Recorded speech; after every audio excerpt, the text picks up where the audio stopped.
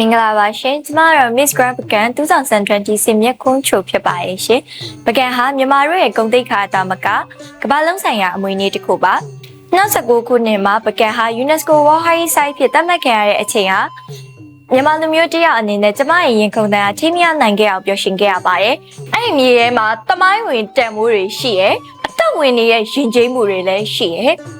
အနာဂတ်ကိုဥတည်နေတဲ့စိတ်ဓာတ်တွေလည်းရှိရဲ့ကျမဟာဒီကပအမွေအနှစ်မြေကိုကိုစားပြုနေတဲ့ Miss Grand ပကံ2026မြက်ခွန်းချိုပဲဖြစ်ပါရဲ့ရှင်ပကံရဲ့စေတီပေါင်းထောင်ချီကရာစုနှစ်ပေါင်းများစွာစက်ခံနိုင်ခဲ့တယ်လို့ကျမကလည်းစိန်ခေါ်မှုတိုင်းကိုတတိရှိရှိရင်ဆိုင်မယ်လို့ဆုံးဖြတ်ထားပါရဲ့ရှင်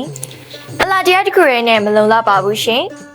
UNESCO အမွေအနှစ်တစ်ခုကိုကိုစားပြုရတဲ့အတွက်စိတ်ဓာတ်ဉာဏ်ရည်တာဝန်ယူမှုရှိရမယ်လို့ကျွန်မနားလည်ပါတယ်ရှင်။ပကံဟာအတိတ်ကိုတင်ဆက်ထားသလို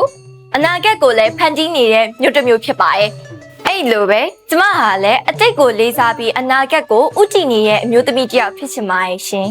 ။ Miss Grand ဆိုတာအလှမဲ့တစ်ယောက်ဖြစ်ုံနာမကအတန်တန်လည်းဖြစ်ရမယ်။အင်အားတစ်ခုလည်းဖြစ်ရမယ်။ကဘာနဲ့ရှင်ပြီးပြောမယ်ဆိုရင်ကိုယ်စလဲလောင်းတစ်ယောက်လည်းဖြစ်ရမယ်။ပကံလိုပဲအချိန်ကိုကြော်လွှားရင်တမိုးရှိရဲ့အမျိုးသမီးတယောက်အနေနဲ့ကျမ Miss Grand ပကံ2026ညခွန်းချိုဟာ Miss Grand မြန်မာ2026 State Symbol မှာယုံကြည်မှုရှိစွာနဲ့ရှောက်လန်းနိုင်ဖို့အသင့်ဖြစ်နေပါပြီရှင်။